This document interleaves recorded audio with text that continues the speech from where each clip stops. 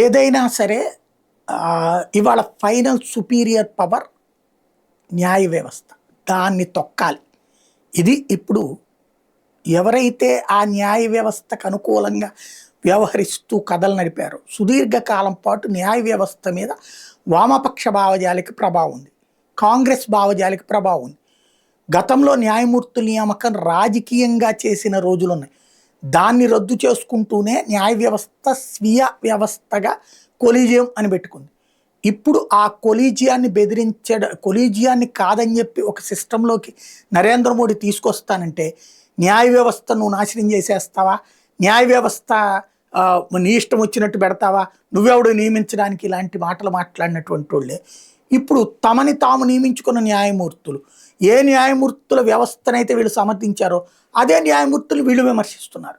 అది విచిత్రం. ఇవాళ మొన్న టాటా యూనివర్సిటీ వాళ్ళు ఆయనతో చీఫ్ జస్టిస్ ప్రోగ్రామ్ క్యాన్సిల్ చేసుకున్నారు, ఇప్పుడు నల్సార్ యూనివర్సిటీ వాళ్ళు క్యాన్సిల్ చేసుకున్నారు, చేయమంటున్నారు. అంటే బాగానే ఉంది. ఇక్కడ విషయం ఏంటి, ఏం కావాలి వీళ్ళకి? ఇది పరోక్ష బెదిరింపు కాదు, ప్రత్యక్ష బెదిరింపు.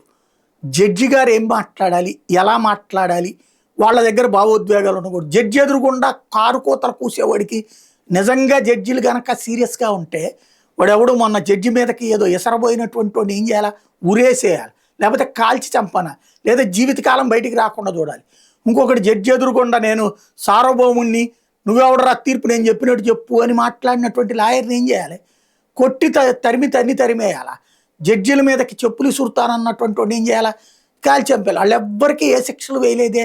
న్యాయమూర్తులు చాలా లిబరల్గా చూసి చూడనట్టు వదిలేశారు. న్యాయమూర్తులని ఇప్పుడు బెదిరించి, ఇదివరకు అయోధ్య రామ మందిరం తీర్పు 100 ఏళ్ళు ఎందుకు ఆగిపోయింది, ఇట్లాంటి బెదిరింపుల వల్లనే ఆగిపోయింది. ఇప్పుడు అట్లాంటి బెదిరింపులు అంటే ప్రభుత్వానికి వ్యతిరేకంగా తీర్పులు ఇస్తే న్యాయమూర్తులు కరెక్ట్, ప్రభుత్వానికి అనుకూలంగా కానీ లేదా ఈ వేర్పాటువాద, దేశద్రోహ, దేశ వ్యతిరేక, జాతీయవాద వ్యతిరేక, వామపక్ష భావజాలిక, కాంగ్రెస్ అనుకూల జాలిక తీర్పులు ఇస్తే కనుక వాళ్ళు మంచోళ్ళు.